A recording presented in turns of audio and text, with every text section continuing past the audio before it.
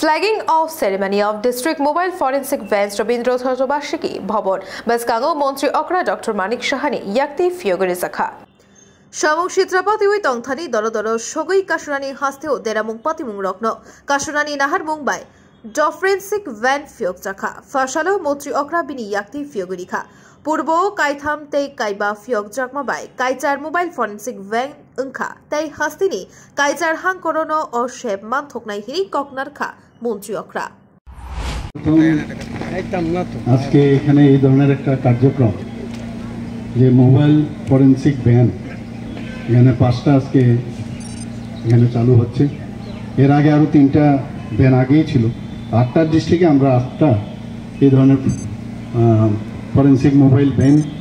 এখানে প্রতিটা ডিস্ট্রিক্টে এখান থেকে যাবে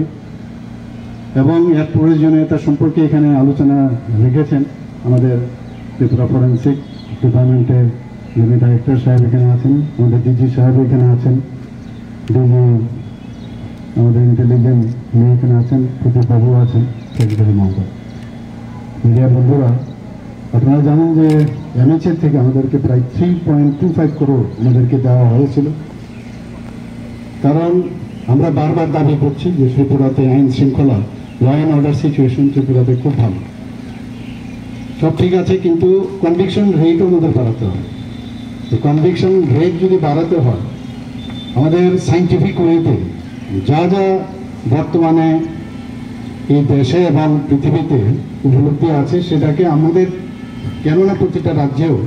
তার সুবিধা বাড়ানো হোক তো সেই কারণেই এনএচএর থেকে খুব নজরদারি করেছে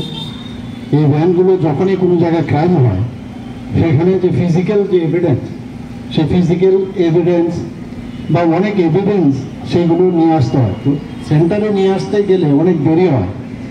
এবং এর মধ্যে অনেকগুলো এভিডেন্স কিন্তু লুপ্ত হওয়ার চান্স থাকে তো এই ভ্যানের মধ্যে অত্যাধুনিক ভ্যানে